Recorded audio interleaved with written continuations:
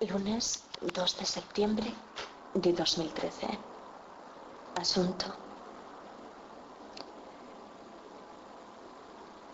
13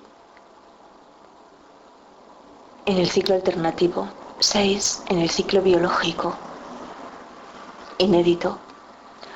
4 horas 34 minutos.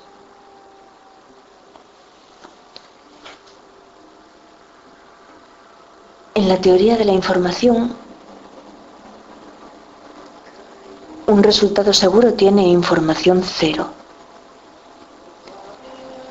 Pero si un suceso fuera poco probable y de repente sucede, entonces nos quedamos muy sorprendidos porque nos aporta mucha información. Así que si existe una probabilidad de prácticamente cero, la información será infinita. Ahora bien, pruebo yo a quedarme a oscuras. ¿Qué sucede?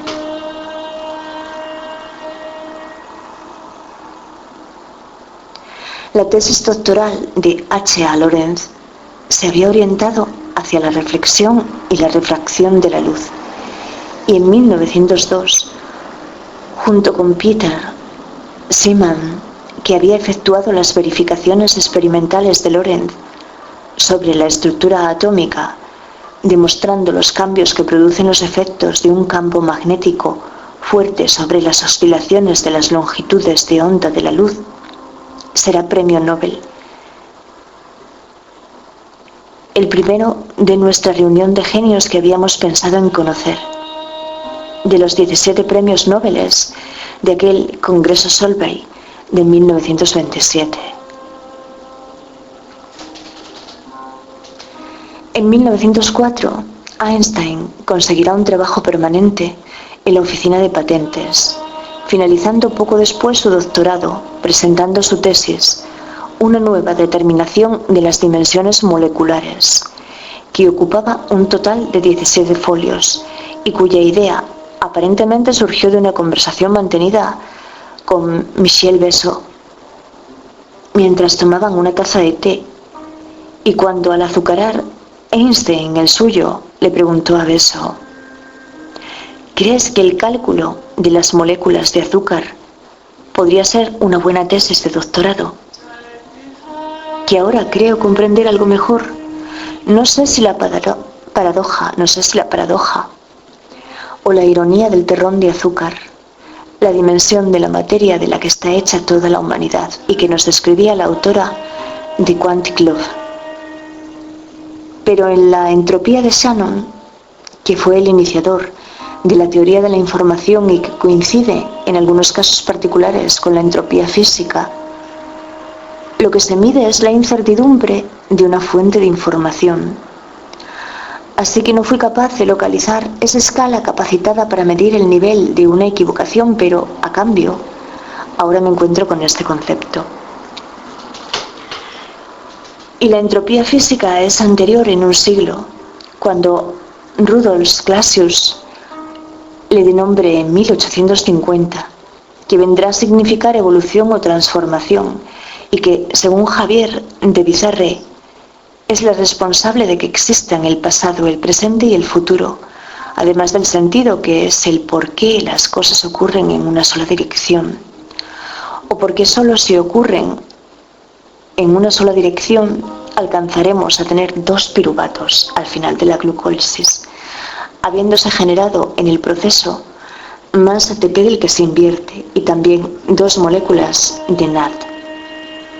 Cuando las ecuaciones de la transformación de Lorentz, que es la representación matemática que se produce en respuesta a la contracción de Lorentz-Fitzgerald y que es un conjunto de relaciones que dan cuenta de cómo se relacionan las medidas de una magnitud física obtenidas por dos observadores diferentes, son ecuaciones que ligan el espacio y el tiempo, donde no tiene sentido decir cuándo ha sucedido algo, si no se dice dónde ha sucedido.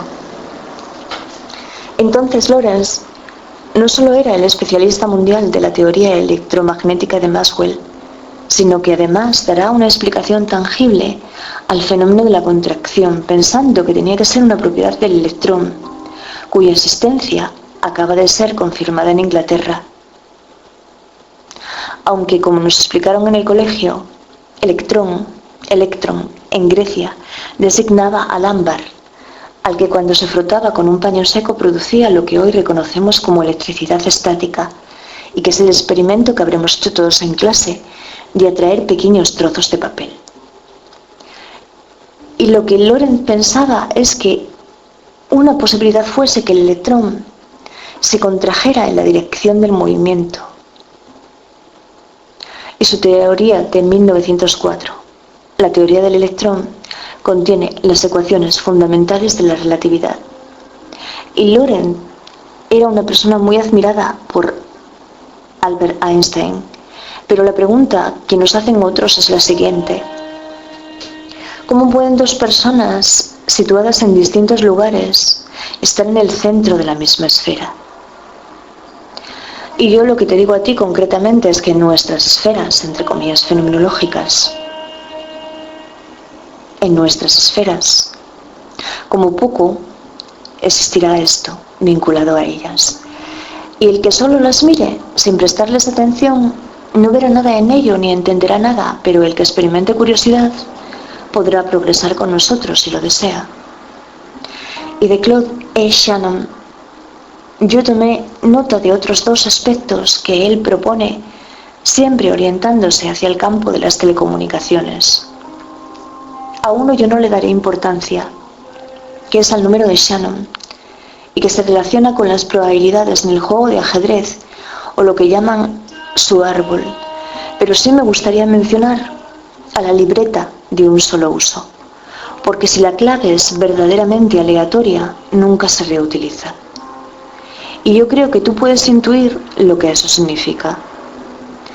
Pero hemos alcanzado el pozo salado, del que el historiador Carballo hablaba en el siglo XVII, y del que emana una agua semejante a la del mar, cuando el nombre de Sariego podría proceder de esta fuente de agua salada. Y ahora vemos la calella de la cárcel. Y unos bancos con sombra en una pequeña área recreativa. Y Vega, donde hay un supermercado en el que entro y me compro un trozo de empanada para el desayuno del domingo que será en Pola de Siero. Y le saco una fotografía. Y al preguntarle a él si quiere que se la remita me dice que sí. Y va a tomar nota del nombre al que debe dirigirse a través de la red. Y yo digo, Camín con pestañas. Y él esto no lo entiende, porque donde debe escribir pestañas, como yo le señalo, escribe un par de comillas fenomenológicas, lo cual no está nada mal para alguien que no sabe siquiera lo que es la fenomenología, porque eso fue una intuición, ya que yo igualmente siempre estoy pensando en el parpadeo fenomenológico cuando trabajo, y lo que ya no sé es cuando no me siento trabajando. Pero entonces se molesta conmigo, y que le escriba yo a él, que eso haré y sabré, que pensar él piensa, pero solo en las cosas del negocio. Que pensar él piensa, pero solo en las cosas del negocio. Y que además las personas que piensan como él no piensa le intimidan. Y en Vega hay albergue, pero lo que yo veré únicamente será un banco maravilloso al lado de la ermita, en el que le doy la espalda a la Casa de la Cultura, en la que, bastantes días por delante, terminaré por pensar. Es sujetual, objetivante, que será cuando una joven robusta salga de un bar cercano de la plaza y sin mirarme ni decirme una sola palabra, cosa que le agradecería en ese instante, no se imagina cuánto, abra la puerta de la ermita, que es toda austeridad, frescor y blancura. Te deseo un buen día, querido profesor.